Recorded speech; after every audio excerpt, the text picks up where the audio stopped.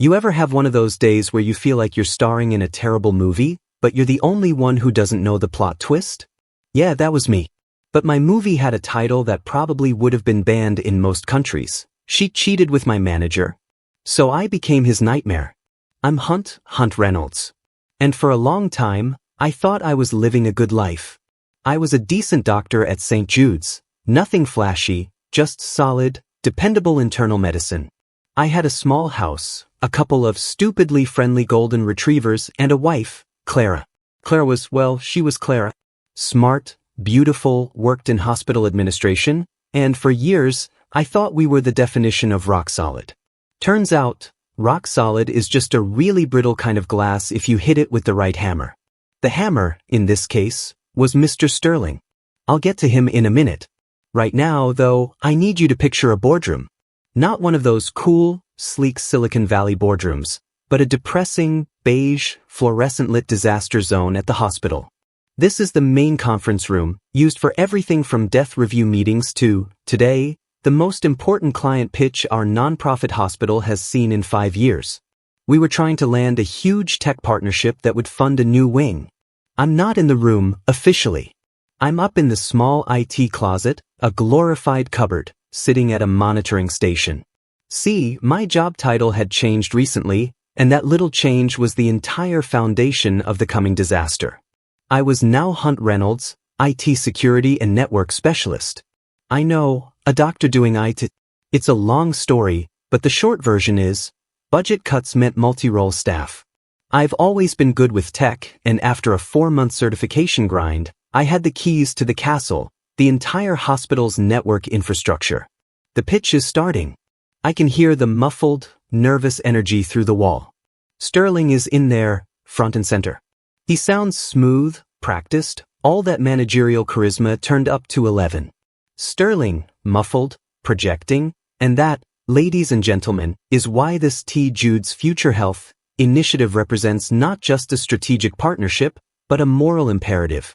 We project a 30% reduction in diagnostic lead times, all secured by a completely modernized, bespoke IT architecture. He clicks the wireless presenter in his hand. The slide transitions. So far, so normal. I'm watching the network traffic graph on my screen. It's quiet. A few background hospital system pings. And one very specific, very active synchronization request coming from Sterling's presentation laptop, currently wirelessly projecting to the main 150-inch screen in the conference room. Now, here's the fun part. A few weeks ago, I'd noticed a weird anomaly in the network logs, a tiny, almost invisible script that forced a particular email client's folder to sync every time the computer connected to the main A/V network subnet. It was brilliant in its simplicity, and practically invisible unless you were looking for it. It was a little digital booby trap I'd laid. The email client? The one that was logged into Sterling's professional laptop, but which he had carelessly used for personal correspondence, syncing to a private folder he thought was hidden. The folder? I had named it Priority Clara Private. On my screen, the data transfer spikes. The sync is initiating. I can feel the adrenaline cold in my veins. This isn't hacking. I didn't leak a patient file. I didn't steal money. I just fixed a bug in the network configuration, a bug that had been introduced by me. I was simply letting their secret correspondence, which they had carelessly left on a corporate-owned, network-connected device, run its natural course. In the boardroom, Sterling is mid-sentence, talking about data integrity and security. The irony is going to be so thick you could choke on it. Sterling, muffled, our commitment to data security is paramount. We believe in total transparency. And then it happens. The slide on the massive screen, a complex, detailed graph of projected revenue, flickers once. The main presentation application minimizes. It's replaced by the default view of his email client, which is now flashing a desktop notification in the lower right corner. A banner, impossible to miss on the huge screen, new message received in Priority Clara Private. Sterling stumbles, stops mid-word. There's a nervous murmur from the clients. He jabs at the presenter. Nothing happens. The email client, now fully active, refreshes, revealing the subject line of the most recent message right across the massive screen in a gigantic font. The words jump out even to me in the closet, through the crack under the door, "Can't wait for you to ditch him and run away with me." And just below that, the sender's name is clearly visible, Clara Reynolds. The silence in the room is immediate, heavy, and absolute. It's the sound of a career detonating. This wasn't just revenge, it was a public, professional execution by the hand of carelessness, catalyzed by my digital sleight of hand. I lean back on my swivel chair, the cold, stale air of the IT closet suddenly feeling fresh.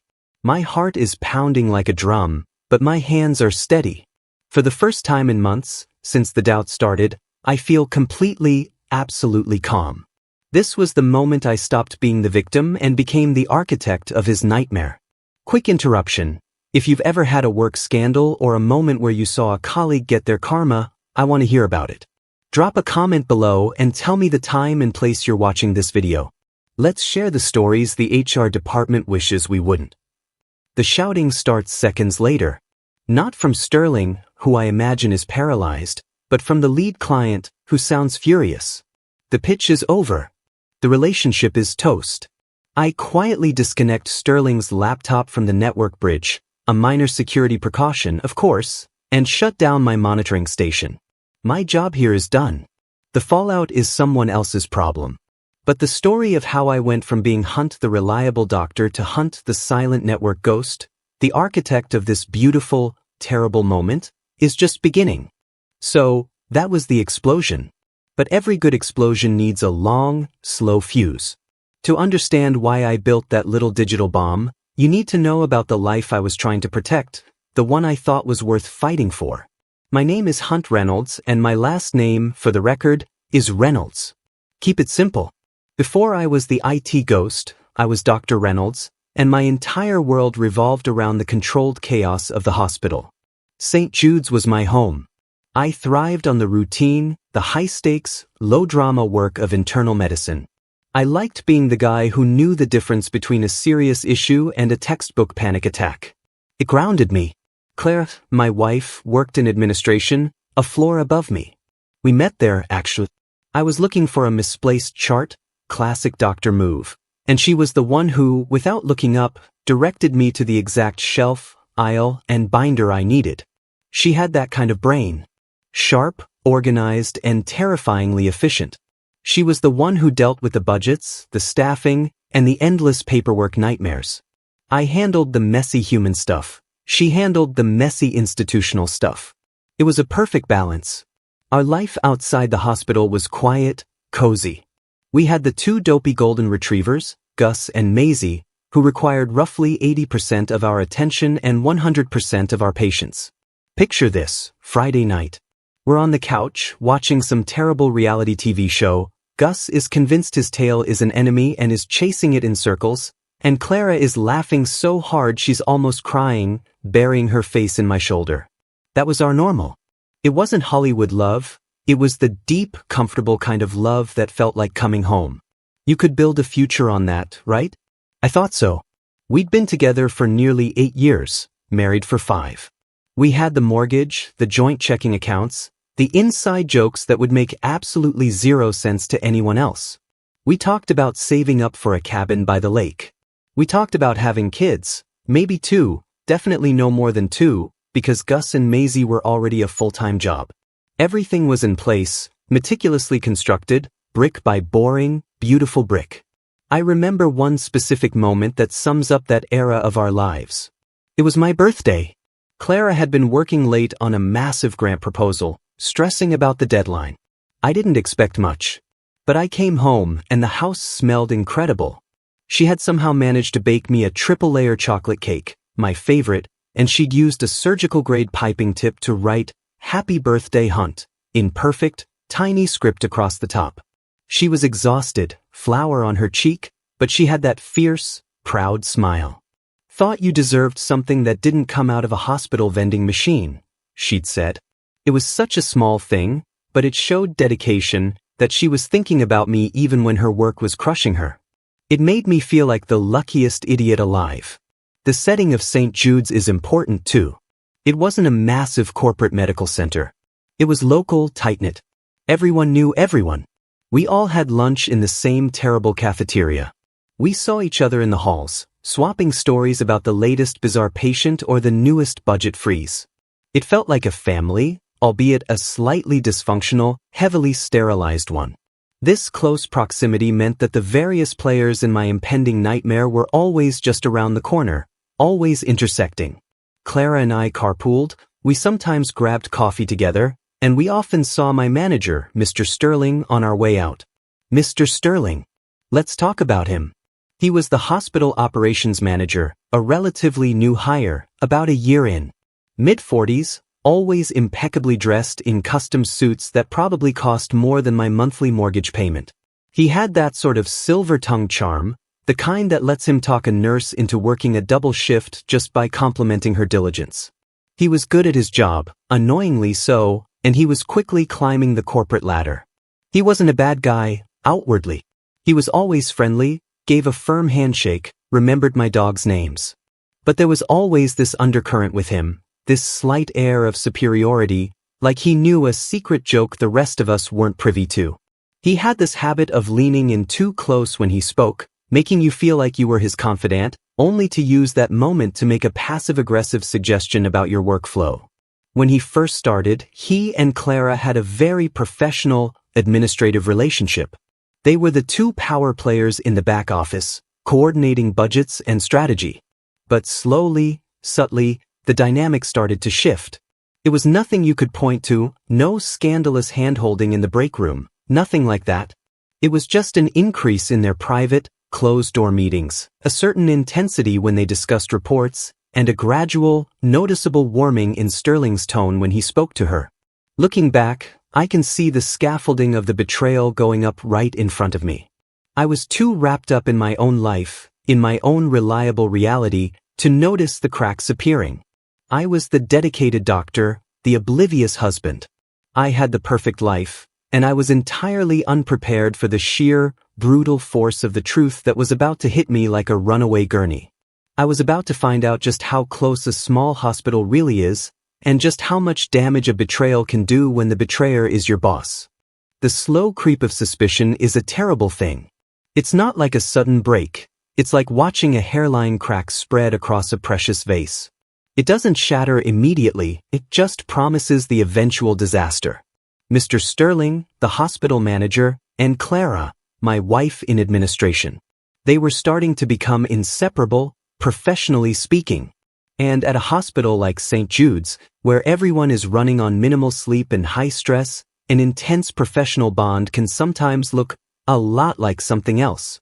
It started with the meetings. They used to be open-door, quick check-ins.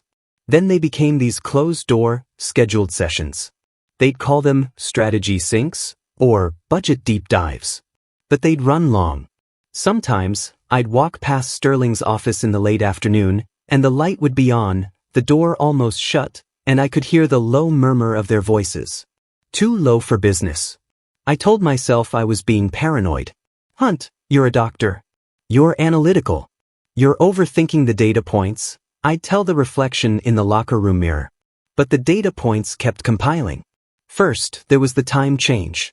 Clara, who was usually home by 6:30 p.m. without fail, started getting hung up. Massive budget variance issue, Hunt. Sterling needs me to run the numbers again before the board meeting, she'd text. This happened 3 or 4 times a week. The explanation was always plausible, involving some hospital catastrophe that only she and Sterling could untangle. But the sheer frequency felt statistically improbable. Second, the phone secrecy. She used to leave her phone on the kitchen counter while showering. But it was glued to her hip. Face down, notifications muted.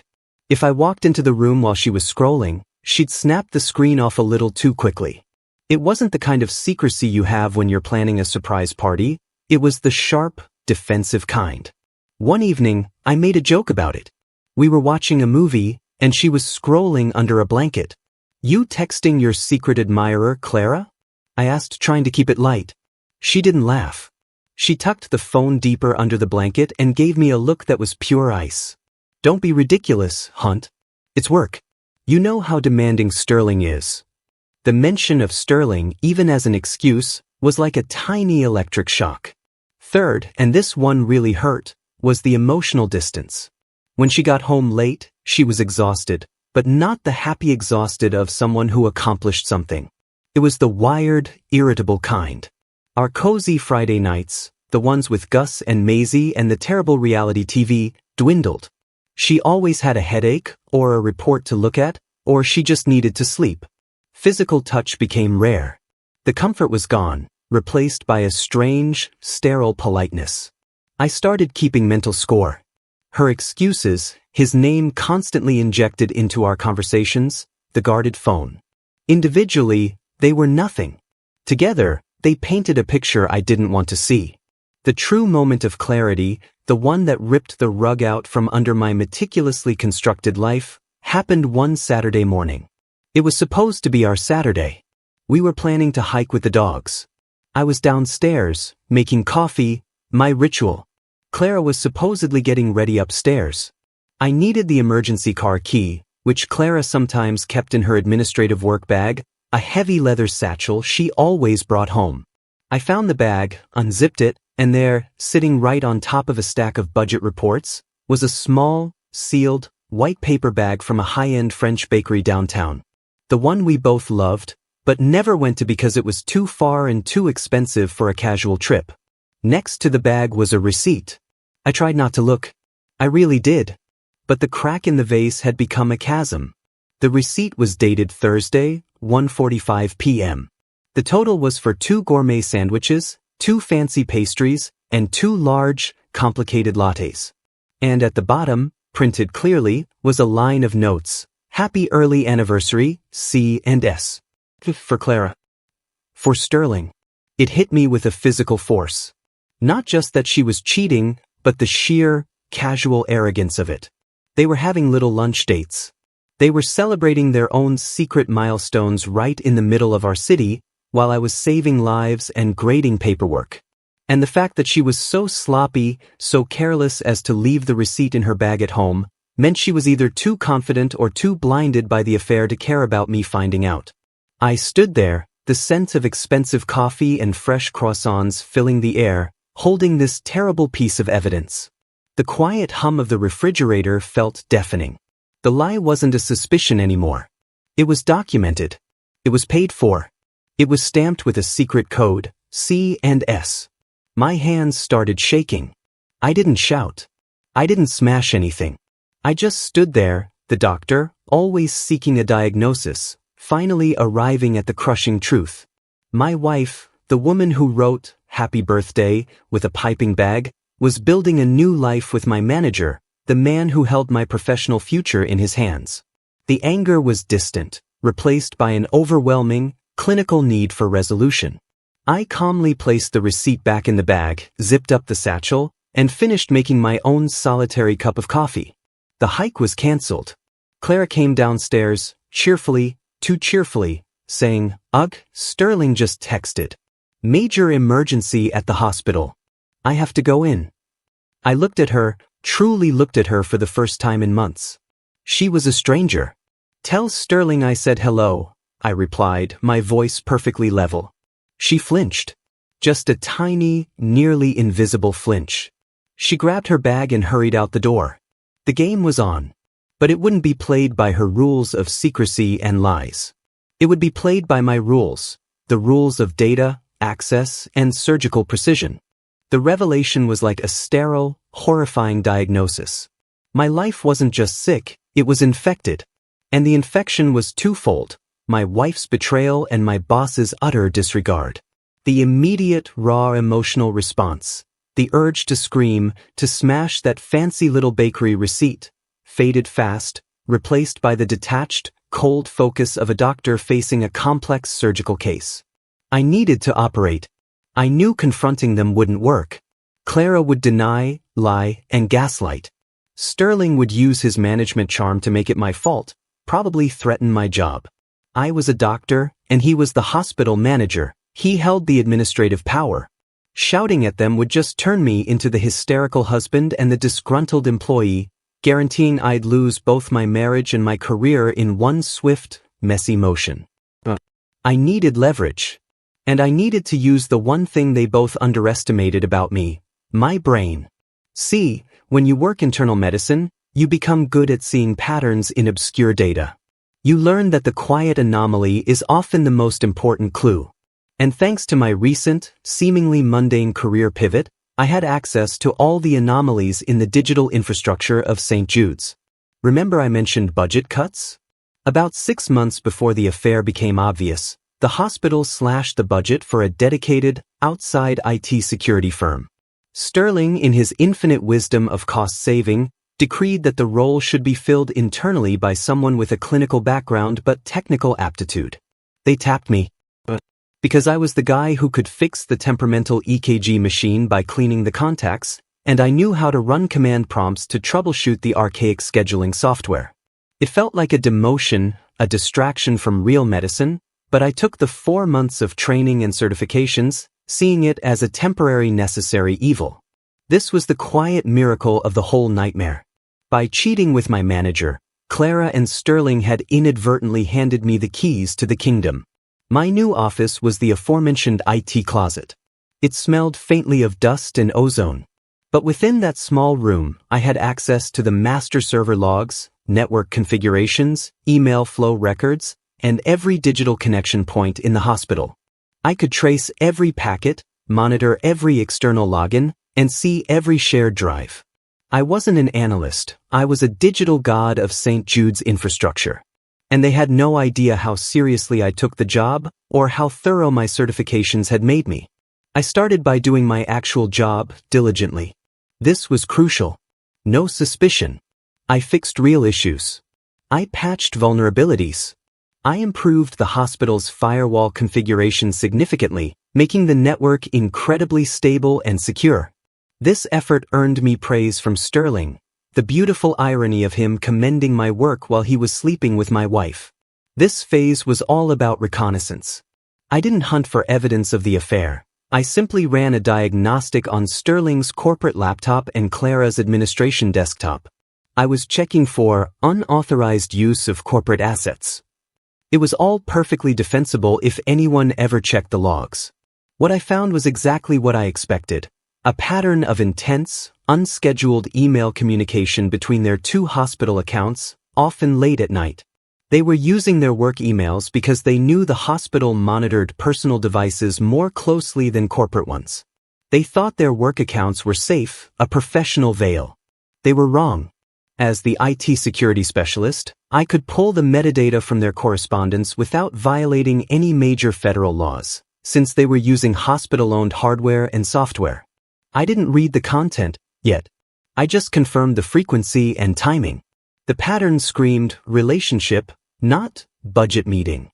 But I needed something more than just metadata. I needed a self-inflicted wound. Something that would expose them without me having to stand up in court or a HR meeting and admit I was stalking their communications. My revenge had to be subtle, untraceable back to me, and utterly devastating to Sterling's professional facade. I needed an accidental syncing failure. I spent 2 solid weeks studying Sterling's presentation setup.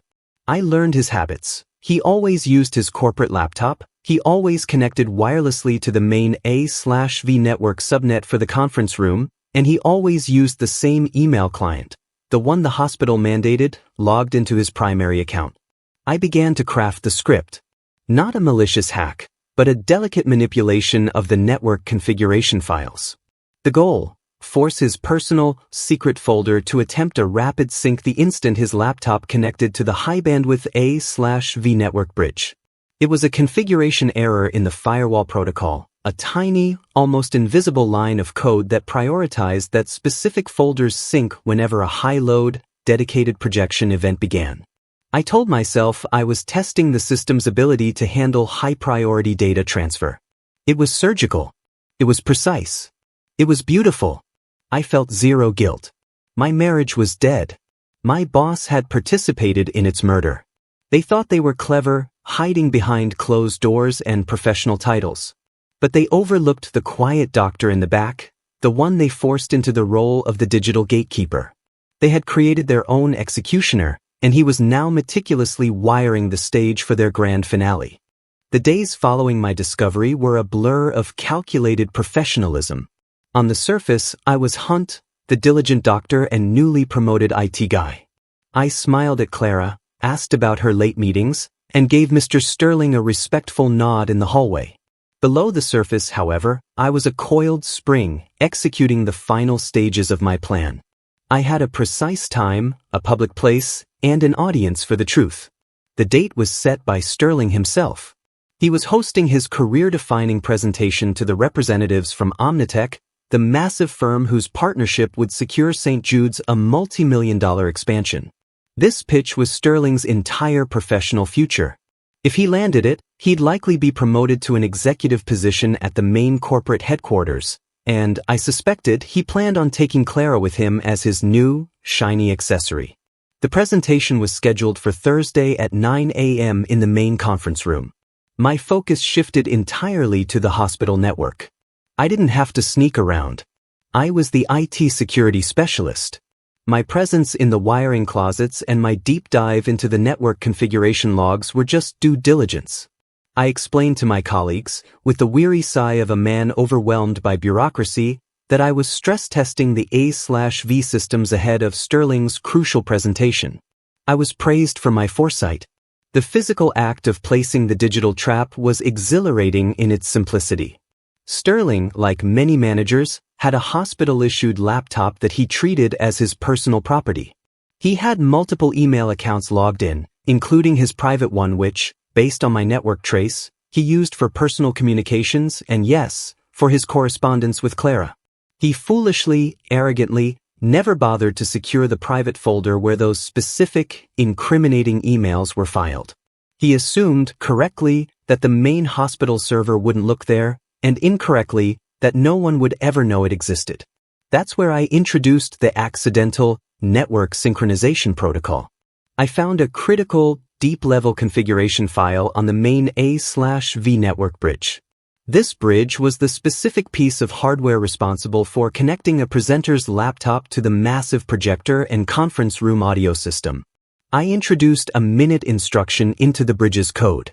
This instruction, triggered only by a high-priority, high-bandwidth connection request, like the one that happens when you initiate screen projection, would override the default sync settings on any connected device running the hospital's email client. Instead of just checking for new work emails, the protocol would force a background sync of the single largest, most data-heavy folder in the connected email client's directory. Since the private folder he used for Clara had the most media attachments and the longest chain of correspondence, it qualified as the largest folder. The code was designed to make the sync so aggressive, so demanding of the computer's resources, that the entire operating system would momentarily lag, pulling the focus away from the PowerPoint presentation and onto the syncing email client. It was a beautiful piece of sabotage. I didn't hack his emails, I just exploited his own system and his own carelessness to make them visible. It was entirely his fault for storing personal, inappropriate correspondence on corporate hardware, and then connecting that hardware to a public projector system. My defense was already written. It appears the default client sync settings were improperly configured for high-load network connections.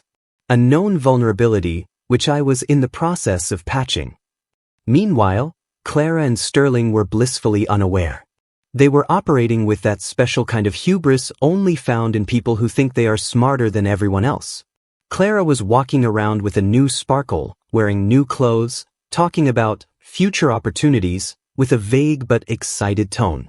I heard her telling a colleague that the Omnitech deal was a sure thing, and that she and Sterling had been practically running the project themselves. The secondary challenge, the moral dilemma I had to wrestle with, was simple. Was this an abuse of my power? Was it justified? Absolutely. They had leveraged their positions, his as my boss and hers as my wife, to betray me in the very environment where I dedicated my professional life. They didn't just cheat, they made a mockery of my career and my home. I wasn't destroying their lives, I was simply allowing the seeds of their own poor judgment and staggering arrogance to sprout publicly. The closer the presentation came, the more the tension tightened. Clara was coming home later and later, citing last-minute pitch revisions with Sterling. They were so focused on the culmination of their professional success, they couldn't see the personal disaster I had scheduled for the same time slot. The night before the pitch, I went up to the server closet one last time. I checked the code, confirmed the network trigger, and ensured the logs wouldn't immediately flag the script as unauthorized. Everything was perfect. It was a time-delayed, non-traceable, and self-inflicted detonation. I remember standing there, looking at the silent blink of the server lights, feeling an icy calm. This wasn't about fury anymore. This was about justice, delivered with the cold, impersonal logic of a binary code. They wanted a public stage for their secret life? I was giving it to them. I went home. Clara was asleep, phone on the nightstand, face down. I didn't wake her. I didn't speak. I just got into bed, waiting for the clock to hit 9 a.m. The long, frustrating waiting game was nearly over. The moment of reckoning was just hours away. The morning of the presentation, Thursday, was almost nauseatingly normal. The hospital was running its usual pace. The beeping monitors, the distant wail of an ambulance, the aroma of stale coffee and industrial cleaner. It was the perfect backdrop for professional annihilation. I walked into the hospital at 8 a.m., deliberately early.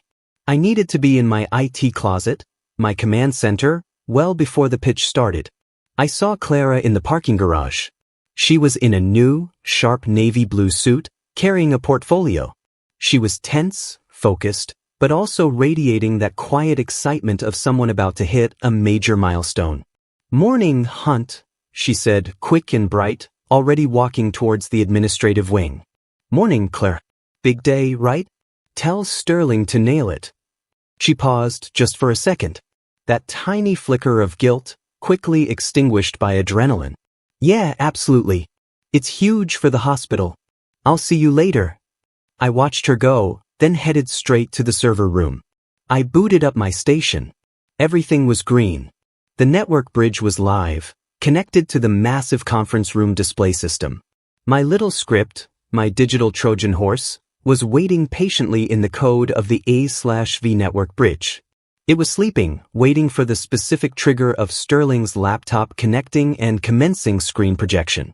I spent the next hour doing what I was supposed to, monitoring the network, ensuring connectivity was stable, and casually confirming that the door to the conference room remained closed.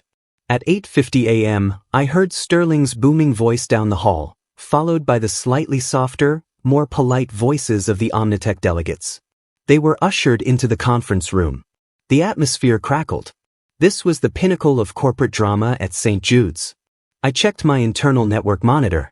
Sterling's laptop, clearly labeled Sterling Prez, had connected to the Wi-Fi. It pinged the A/V network bridge. The connection was established. Now, it was just a matter of waiting for the presentation to begin. I pulled up the live stream of the network traffic, focusing exclusively on the subnet associated with the conference room. I was looking for the telltale spike, the moment Sterling hit the Start Presentation button, forcing his laptop to push high-resolution data to the projector, which would trigger my code. The silence from the room was heavy. I imagined Sterling charming the delegates, setting the stage, probably making some boastful claim about the hospital's cutting-edge technology. The irony was relentless. Then the data spike hit my screen. A massive, instant jump in outbound traffic from Sterling Prez to the projector's IP address. The code was triggered. My heart hammered, not from panic, but from the immense satisfaction of watching a long-executed plan finally reach fruition. I knew exactly what was happening on the other side of that wall. Sterling was looking at his beautifully crafted first slide, talking about vision and partnership. But then the system kicked in. The priority sync protocol, which I had disguised as a high-availability data transfer safety check, took over. It forcibly pulled resources from the PowerPoint application, prioritizing the connection to his hidden, private email folder. On my screen, the data transfer wasn't just a spike, it was a sustained surge. Gigabytes of hidden correspondence, attachments, media, years of infidelity, were being compressed and forced into a rapid sync state. The objective was simple: overwhelm the front-facing presentation software and make the email client take center stage. I heard the first sound from the room, a sharp cough, followed by a sudden, total silence. That was the moment the PowerPoint minimized. The screen in the conference room would have flashed the desktop, then the invasive pop-up of the email client, aggressively demanding the user's attention. I imagined Sterling, frozen, presenter remote useless in his hand. He'd be scrambling, sweating, trying to click back to the presentation, but the system would be locked in my command loop, prioritizing the data sync. Then the coup de grace. A new email, specifically timed, I had arranged for an anonymous burner account to send a single, innocuous ping to his private email address moments after the pitch started, popped up. It was designed to force a desktop notification. And that's when I heard the unmistakable crystal-clear sound of a chair scraping back sharply, followed by a muffled, explosive curse from Sterling. That meant the subject line had flashed up on the massive screen. I knew the exact message they had just received, the last one I had seen in the hidden folder's metadata moments before the lockdown. Last night was incredible. Can't wait for you to ditch him and run away with me. A perfect, devastating summary of their relationship, delivered by the power of corporate IT. I leaned back, taking a slow, deep breath. The tension released from my shoulders. It wasn't about the job or the money anymore. It was about exposing the lie in the most public, professional way possible, using their own carelessness as the weapon. They were supposed to be the smart ones. They were supposed to be the professionals. They thought I was just the quiet doctor they could easily fool. They were wrong. And now the entire room, the Omnitech delegates, the hospital board members, and my boss, Mr. Sterling, were staring at the evidence of his reckless betrayal, writ large across a 150-inch screen, all thanks to a tiny, accidental network synchronization error that only the new IT guy could fix. But I wasn't fixing it. I was letting it burn. The moment the email subject line, "Can't wait for you to ditch him and run away with me," hit the screen, the conference room ceased being a place of professional discourse and transformed into a tableau of frozen horror. I didn't need to see it. The silence, followed by Sterling's guttural, panicked cry, was all the confirmation I needed from my vantage point in the IT closet. I imagined the scene. Sterling, usually so polished, probably looking like a deer in the headlights, his face flushed crimson. The Omnitech delegates, serious corporate types, would be shifting uncomfortably, their high-stakes pitch turning into an episode of a workplace soap opera. And somewhere in that room, I knew Clara was present, either sitting in as a key administrator or just there for moral support. Her reaction, I was sure, was a mixture of pure terror and a slow, sinking realization that this was it. My role was now simple: maintenance. The system was running my intended loop, prioritizing the sync and keeping the email client front and center. My job was to let it hang just long enough to ensure maximum exposure, and then, plausibly fix the bug. From the room, I could hear murmurs escalating into sharp voices. Omnitech Delegate 1, sharp, annoyed, "Mr. Sterling? What exactly is happening here? Can you please restore the presentation?" Sterling, stammering, high-pitched, I apologize. It appears to be a network glitch. A synchronization issue. Where is the IT specialist? He was calling for me. The man whose life I was simultaneously saving by securing the network and destroying by weaponizing his poor judgment was calling for help. The deliciousness of that moment was almost intoxicating. I waited a solid, agonizing 30 seconds. Enough time for the delegates to pull out their phones and maybe snap a photo of the massive screen. Enough time for the content of that single, damning subject line to be burned into everyone's memory. Enough time for one more email notification to flash, just to confirm the sender, Clara Reynolds. Then I went into action. I grabbed my walkie-talkie, the one I rarely used, and keyed the mic. I adopted my most stressed, professional IT guy voice. Me, over walkie, projecting distress, conference room. This is Hunt, IT security. I am detecting an unauthorized, high-priority data sync request overwhelming the A/V bridge. Stand by. Initiating emergency network patch to override the protocol. This was the final, critical lie. I wasn't initiating an override. I was initiating the fix for the malicious code I had placed.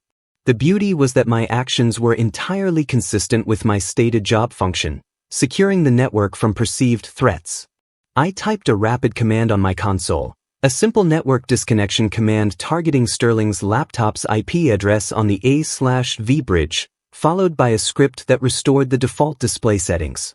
The whole process took maybe 10 seconds. The moment the command went through, the laptop went dark on the A/V network.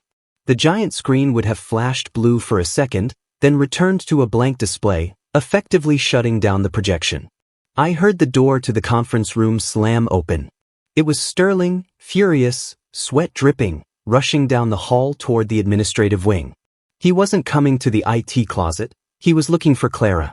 The professional crisis had immediately escalated to a personal confrontation. The client pitch was clearly over. I exited the IT closet, looking appropriately winded. I rushed toward the conference room where the delegates and a few stunned board members were emerging. Me, appearing distraught. My sincere apologies, gentlemen. It appears there was a critical synchronization conflict, a known bug in the hospital's mandated email client when connected to the high-load A/V network. I've isolated the connection and patched the vulnerability immediately. Omnitech Delegate 2, coldly, a synchronization conflict? Dr. Reynolds, that was personal correspondence. In a private folder. What kind of security breach is this? Me, shaking my head, grave, that is the critical vulnerability, sir. An employee using corporate assets for unsecured personal communication.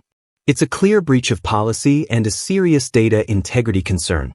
My immediate priority was isolating the problem before proprietary Omnitech data could be compromised. I assure you, a full internal audit will commence immediately regarding this employee's behavior and misuse of hospital resources. I had framed it perfectly. It wasn't about me, the victim. It was about corporate security and Sterling's breach of policy. I had shifted the focus from a personal vendetta to a professional disaster caused entirely by Sterling's gross negligence. He hadn't just cheated, he had jeopardized a multi-million-dollar deal through reckless IT practices. I glanced down the hall. Sterling and Clara were nowhere to be seen, likely in one of their offices having a screaming match, confirming the on-screen accusation. My part was over. The plot twist had landed, and the consequences were immediate and public. I had not leaked anything. I just let the system, which they had carelessly used, expose their lack of professionalism and integrity. The nightmare was truly beginning for them, and I was merely the helpful IT guy who had fixed the unexpected glitch. The immediate aftermath of the projector disaster was a hurricane of frantic activity and hushed rumors. The Omnitech delegates, clearly disgusted and unnerved, gathered their briefcases and left the conference room without a word to anyone but a stunned board member. They didn't need to say anything. The pitch was irrevocably ruined. You can't talk about data integrity when the manager in charge is projecting his illicit romance onto the main screen. As the IT guy, who had supposedly saved the network from catastrophic failure, I was the hero, ironically. I stood my ground, maintained my professional mask, and repeated the same mantra to the bewildered board members: gross misuse of corporate assets and a massive policy violation by the employee in question. Full security audit is underway. My main player, Mr. Sterling, had vanished. I knew where he was though. He'd gone straight to Clara. They had gone from secret lovers to mutually exposed accomplices in the span of 30 seconds. The revelation wasn't a private, messy breakup, it was a public, career-ending scandal. I finally got a chance to slip away and head back to my locker room to grab my actual doctor's coat. I needed to reconnect to my real job, the one that offered me an escape from the administrative nightmare. As I walked, I passed Clara's office. The door was closed, but the sounds coming from inside were unmistakable. Screaming. Not the controlled, passive-aggressive yelling of workplace disagreements, but raw, genuine fury and panic. Sterling's voice was high-pitched, laced with a terrifying desperation. "You had it on your work email. Why would you leave that on my synchronization list?" And Clara's reply, just as sharp, "My synchronization list? It's your laptop, Robert. You were the one showing off your fancy presentation skills. You're the manager. You should have secured your device." The blame game had started immediately. They weren't uniting against the person who exposed them, they were turning on each other, tearing down the very foundation of their secret relationship. Their hubris was their undoing. They truly believed they were untouchable, too important, too smart. This was the turning point in the drama, the moment the betrayal was not just exposed but became professionally toxic. Sterling wasn't just a cheater, he was now a liability. The board had lost a multi-million-dollar deal because of his lack of professionalism and his inability to adhere to basic IT security protocols, the very protocols the quiet doctor-turned-IT guy, had been implementing. A junior board member approached me cautiously in the hall. "Hunt, a word. Did you? Was any other sensitive data compromised?" I looked him straight in the eye, maintaining my perfect professionalism. "No, sir. Fortunately, the system was configured to prioritize the largest data packets for synchronization. In this case, it was a large, personal folder on Mr. Sterling's corporate email. Had it been a patient file, the same issue would have occurred. This highlights a critical oversight in management's device usage. I recommend immediate suspension and a full forensic audit of both involved parties' devices." I wasn't making a request, I was giving a technical recommendation based on security best practices. By focusing on the security breach and the policy violation, I ensured that the professional hammer would drop quickly and heavily on Sterling. Later that afternoon, the news rippled through the hospital faster than a flu outbreak. Sterling had been placed on immediate administrative leave pending a formal investigation. Clara was also sent home, her access keys deactivated. Their secret was now the subject of a mandatory HR investigation, framed around a professional misconduct charge. I went back to work in the internal medicine wing. My colleagues kept glancing at me with a mixture of awe and pity. They knew Clara was my wife, and now they knew the hospital manager was the other man. But they didn't know the most important thing, that I was the one who pulled the trigger. They just saw the public spectacle.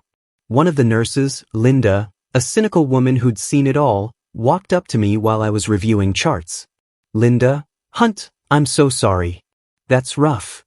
"Me, it is. But the hospital can't afford this kind of scandal right now, Linda. It's a good thing someone caught the policy violation." She looked confused.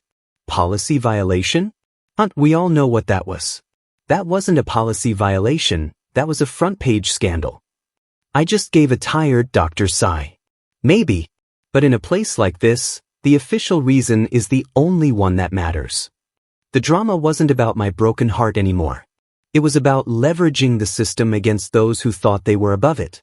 The fact that the entire hospital was now forced to see Sterling as a security risk, a man whose personal carelessness cost them a fortune, was the perfect, beautiful, rising crescendo of my revenge.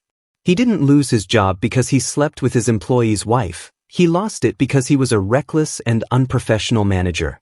And I, the quiet doctor, was the one who delivered the final, non-traceable report. The investigation was swift and brutal.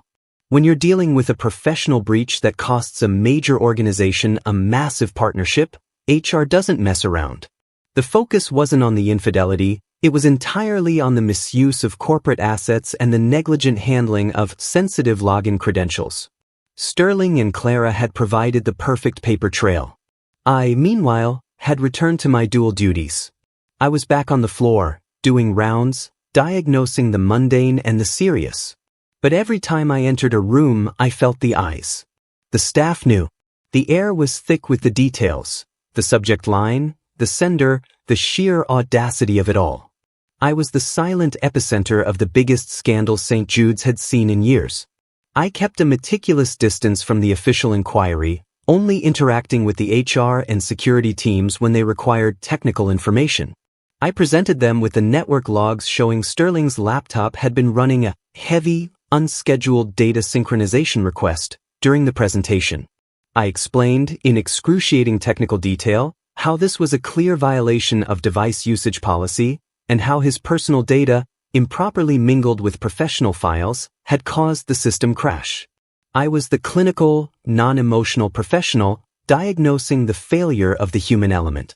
The beauty of my plan was that I didn't have to lie. I simply omitted the key variable, that I had introduced the bug myself. Everything I reported was technically accurate. Sterling's laptop connected to the A/V bridge. The system prioritized a sync of his largest, most frequently updated folder. That folder contained evidence of an inappropriate relationship. This act directly led to the collapse of the Omnitech pitch. I even offered to help clean up the mess.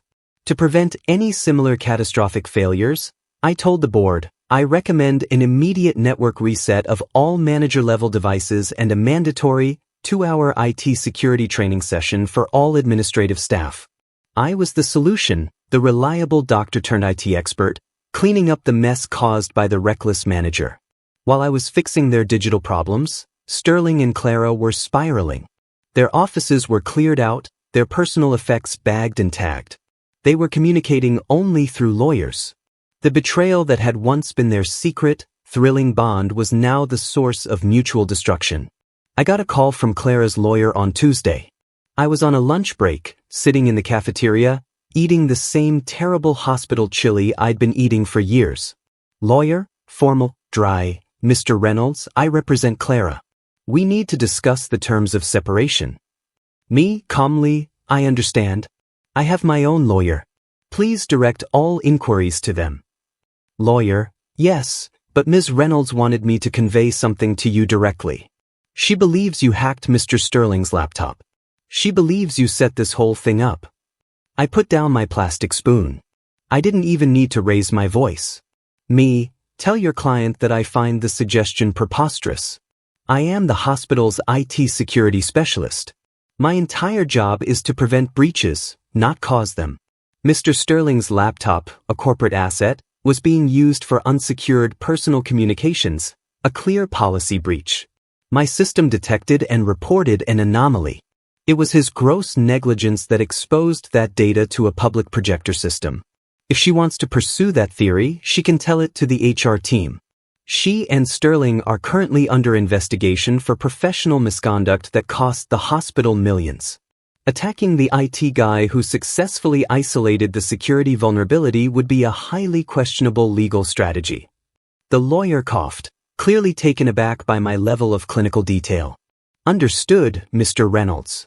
I will advise my client accordingly. I hung up, picked up my spoon, and finished my chili. It was cold, but I barely noticed. I had used their fear of the corporate machine against them. They could try to accuse me of revenge, but I had wrapped my revenge in the impenetrable logic of hospital policy and IT security protocols. The true moment of triumph, however, came later that week. I was walking out, clocking off after a 12-hour shift. The security guard, a nice man named Gary, stopped me by the main entrance. Gary, hey, Dr. Reynolds. Quick question for you. Mr. Sterling came by today to clean out his locker. The board officially terminated him this morning. Me, I suspected that might happen, Gary. Professional misconduct, you know. Gary, yeah, well, he seemed pretty upset. He was shouting something about his career being ruined and that he'd trusted the system. And he mentioned his Priority Clara Private folder being visible on his desktop. Gary didn't know the significance of the folder name. He thought it was just technical jargon. But I did. I just nodded, giving a small, weary smile. It's a lesson to all of us, Gary. Always separate your personal and professional data. Sterling's nightmare wasn't just losing his job, it was the realization that the system he had lorded over, the system he thought he could bypass with his charming arrogance, was the very thing that devoured him. And I was the one who fed him to it, legally and without leaving a single trace of my fingerprints. The turning point was complete. The consequences were being delivered. The days that followed Sterling's official termination were deceptively quiet. The scandal had ripped through St. Jude's like a wildfire, leaving behind the scorched earth of 2 administrative careers. The immediate crisis was over, but the full resolution was still unfolding, and it included the inevitable, painful process of formally ending my marriage. Clara and I were living in a state of suspended animation in our house. She was numb, terrified of her professional future, and furious at Sterling, furious at the hospital, and deep down, furious at me, the silent, efficient architect of her public humiliation. She still held onto the legal fantasy that I was somehow responsible for hacking the system, even as her lawyer advised her that the paper trail pointed squarely at her and Sterling's policy violations. The full consequences for Sterling arrived first. Not only was he terminated, but the board, in an effort to save face with potential future partners, issued a statement citing his egregious breach of corporate IT protocol and misuse of hospital resources, painting him as the sole cause of the failed Omnitech deal. His reputation, which he had cultivated so carefully with his expensive suits and silver tongue, was annihilated. He wasn't just unemployed, he was professionally toxic in the small world of nonprofit hospital management. The twist in this part of the story wasn't a hidden clue or a surprise witness. It was the chilling, unexpected emotional closure I received. One rainy afternoon, I was walking Maisie and Gus, the dogs, the only innocent parties in all of this. They were pulling on their leashes, oblivious to the fact their comfortable home life was crumbling. I ran into an old medical school acquaintance, Dr. Peterson, who now worked in the city's largest corporate hospital network. Peterson, Hunt. Jesus, man, I heard what happened at St. Jude's. About Sterling. That's rough. I saw the official statement. HR went hard on him. Me, it was a necessary cleanup. Data integrity is serious. Peterson, forget data integrity, Hunt. What I heard is that he just torpedoed his entire career. He was up for a huge corporate spot.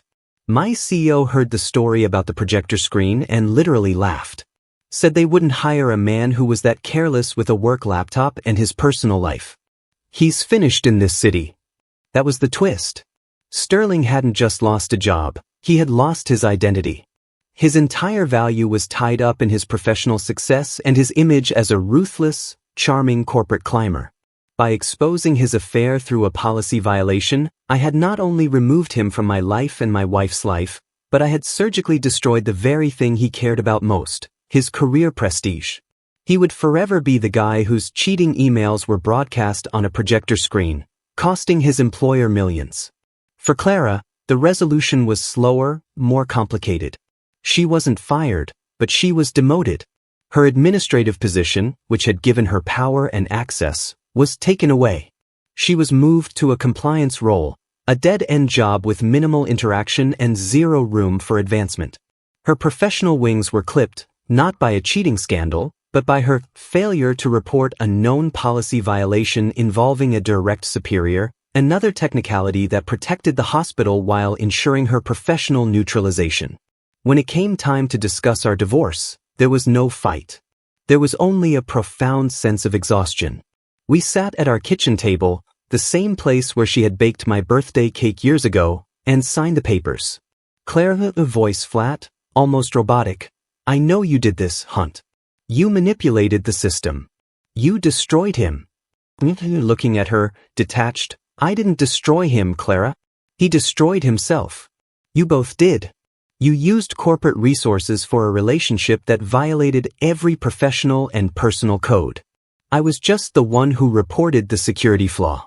If you want to believe that I coded a whole script for revenge, you can. But legally and technically, you are the victim of your own recklessness. She had no defense. She had been caught in the digital crossfire of her own making. She looked at me, and for the first time, the arrogance was gone. There was only the lingering question.